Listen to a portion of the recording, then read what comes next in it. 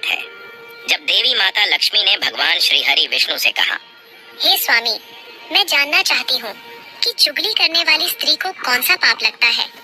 किसी की निंदा करना या बिना कारण किसी का अपमान करना पाप होता है या पुण्य? हे प्रभु, क्या किसी मनुष्य का असत्य बोलने से धर्म का पालन हो सकता है? मित्रों, मुस्कुराते हुए भगवान श्री हरि विष्णु कहते हैं, हे देवी लक्ष्मी, आज आपने अत्यंत महत्वपूर्ण प्रश्न किए हैं जिसमें समस्त मानव जाति का कल्याण छिपा है। आज मैं आपको इसी विषय में आपको एक कथा सुनाता हूँ जिसे सुनने मात्र से मनुष्य को निंदा जैसे महापाप से मुक्ति मिल सकती है। हे लक्ष्मी, आप इस कथा को ध्यान से पूरा सुनिए और मनुष्यों के कल्याण हेतु इसका प्रसार अवश्य करें। तब माता लक्ष्मी कहती है, हे प्रभु, मैं इस परम ज्ञान की कथा का श्रवण ध्यान पूर्वक करूंगी तथा इसका प्रसार भी करूंगी। जो भी स्त्री पुरुष इस कथा को पूरा सुनेगा, उन पर मेरी कृपा दृष्टि सदैव बनी रहेगी। आप इस पवित्र पावन कथा को कहें। मित्रों, भगवान श्री हरि विष्णु कहते हैं, हे देवी लक्ष्मी, तो ध्यान से सुनो। प्रयाग नगरी के राजा विश्वरथ थे। उनका राज्य सुशोभित, धनवान तथा सभी प्रकार की सुख सुविधाओं से परिपूर्ण था। राजा विश्वरथ आए हर दिन अपने दरबार में अन्न, धान्य, वस्त्र और सुवर्ण मुद्राएं अपने प्रजाजनों को तथा योग्य ब्राह्मणों को दान करके उनका आदर सत्कार करते थे। उन्होंने अपने पूरे जीवन काल में बहुत ज्यादा पुण्य कर्म किए थे जिसकी प्रशंसा तीनों लोकों में होने लगी थी। स्वयं देवराज इंद्र भी उनके पुण्य कर्मों के चलते उनसे ईर्ष्या का भाव रखते थे। वे राजा मेरे प्रिय भक्त थे। राजा प्रतिवर्ष भागवत सप्ताह की कथा का भी आयोजन करते थे जिस कारण से सभी श्रवणकर्ता और साधु संत मुनि ऋषि उन्हें शुभ आशीर्वाद देते थे। मित्रों, भगवान श्री हरि विष्णु कहते हैं, हे देवी लक्ष्मी, फिर एक दिन की बात है जब राजन अपने कक्ष में बैठे हुए कुछ सोच रहे थे। उसी समय वे अपनी रानी से कहते हैं, महारानी, बहुत समय से हमारा मन कह रहा है कि हम अपने राज्य में बड़े बड़े पंडितों और विद्वानों को आमंत्रित करें और अन्नदान करें। तब महारानी कहती है, महाराज, यह तो आपने बहुत ही उत्तम विचार किया है। आप इस शुभ और पुण्य के कार्य को अति शीघ्रता से पूर्ण करवाने की योजना बनाइए।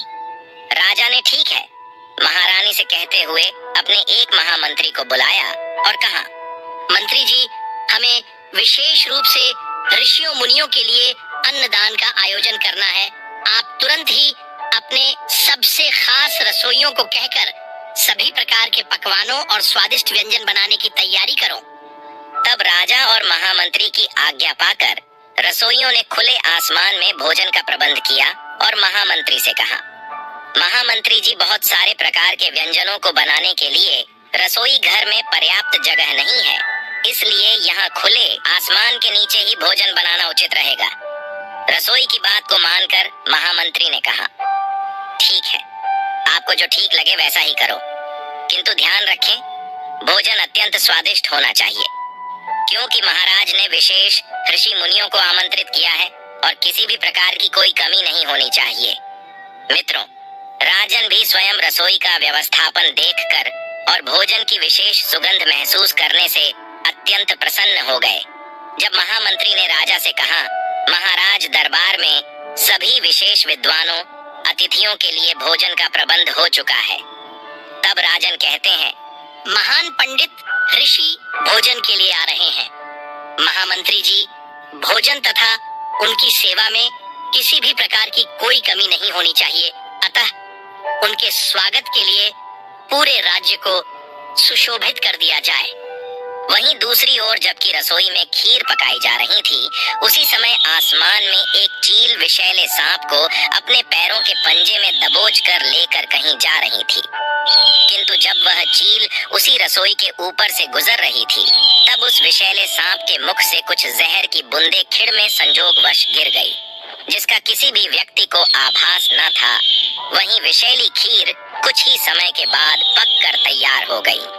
फिर जब उसी दिन राजा के आमंत्रण का सम्मान करते हुए आसपास के राज्यों के सभी ऋषि भोजन के लिए राज दरबार में आए, तब स्वयं राजा ने उनका स्वागत किया, उनके पैर धोए और उचित आसन देकर उन्हें भोजन कराने हेतु बैठाया।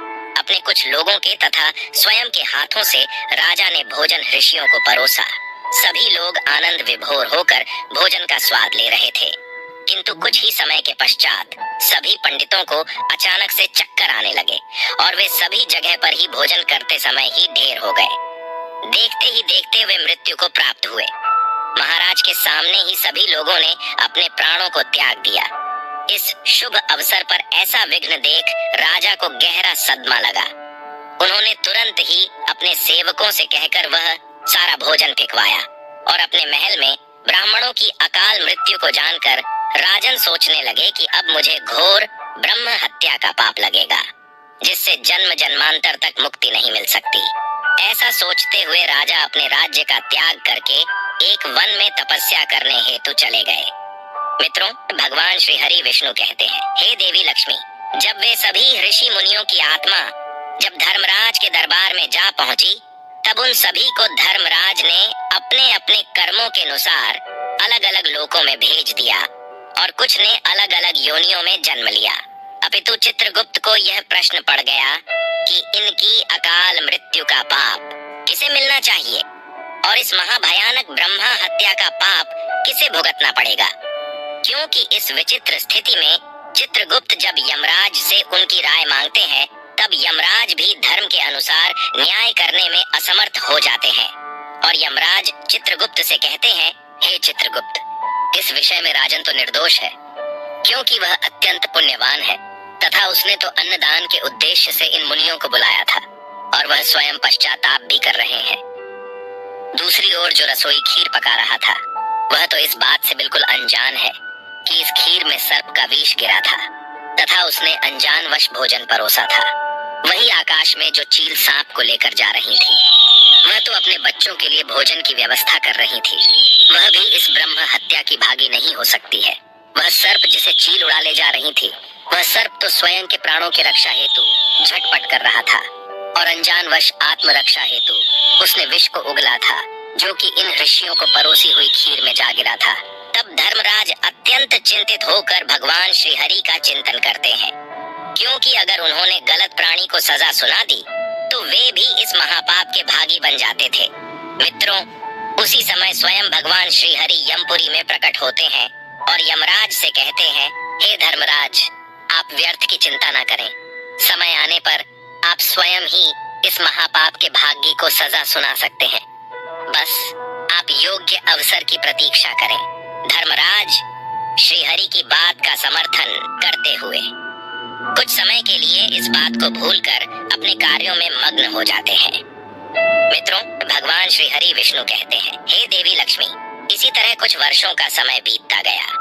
जब यह बात पूरी प्रजा भूल चुकी थी कि महाराज के दरबार में अत्यंत दुर्दैवी घटना के कारण कई मुनि अपने प्राणों को त्याग चुके हैं, फिर एक दिन कुछ साधु प्रयाग नगरी में अपने कुछ शिष्यों के साथ पधारते हैं और वे घर घर जाकर भिक्षा मांगते हैं।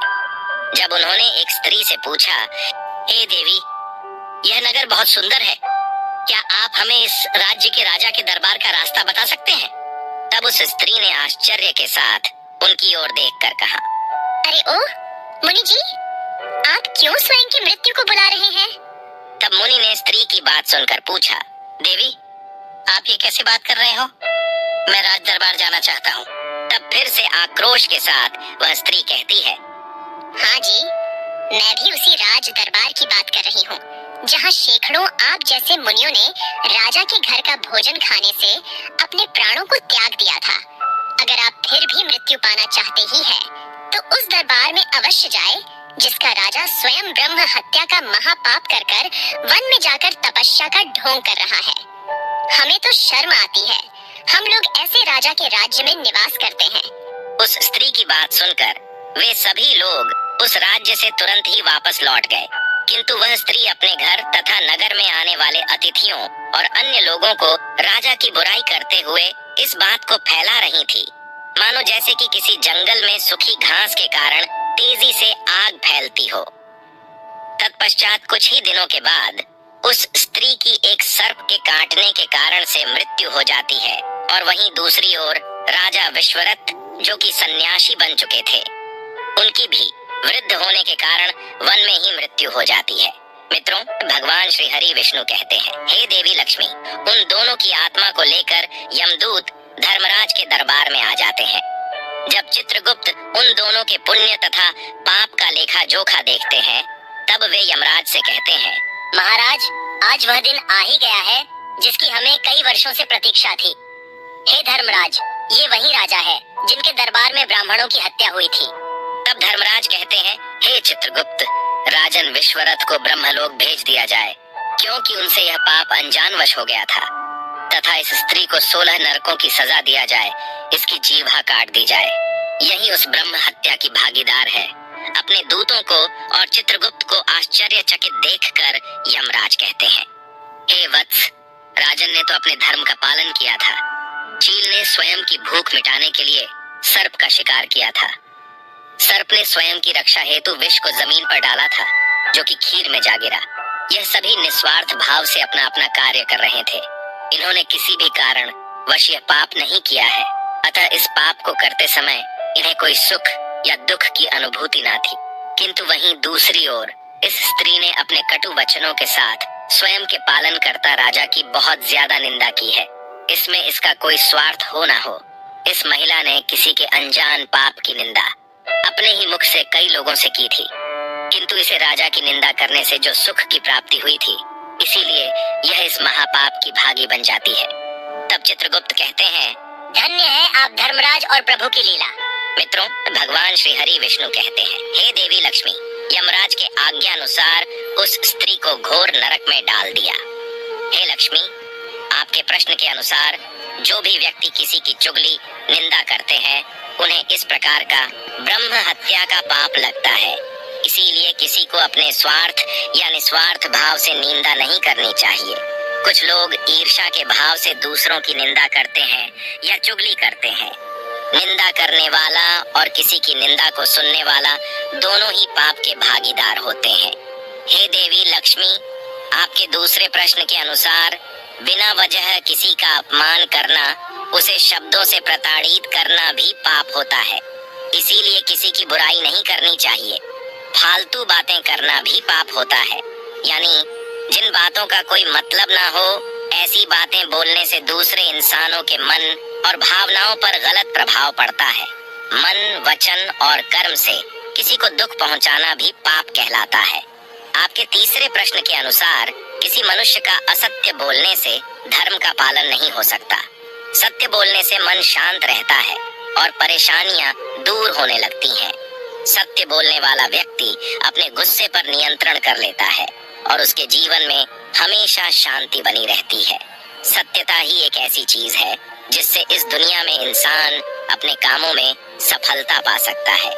झूठ बोलने की आदत न सिर्फ नैतिक तौर पर पतन करती है, बल्कि मानसिक और शारीरिक सेहत के लिए भी नुकसानदायक हो सकती है। झूठ बोलने से गला खराब होने या सिर दर्द जैसी शारीरिक समस्याएं भी हो सकती हैं। आप तो जानती ही हैं कि अर्ध असत्य बोलने के कारण ही धर्मराज युधिष्ठिर को नरक से गुजरना पड़ा था। तब माता लक्ष्मी कहती है, धन्य है प्रभु आप और आपकी लीलाएं। आपने मेरे मन की सभी आशंकाओं को दूर किया है। तो मित्रों, आशा करते हैं आपको यह कथा अवश्य ही अच्छी लगी होगी। वीडियो को लाइक करें, चैनल को सब्सक्राइब करें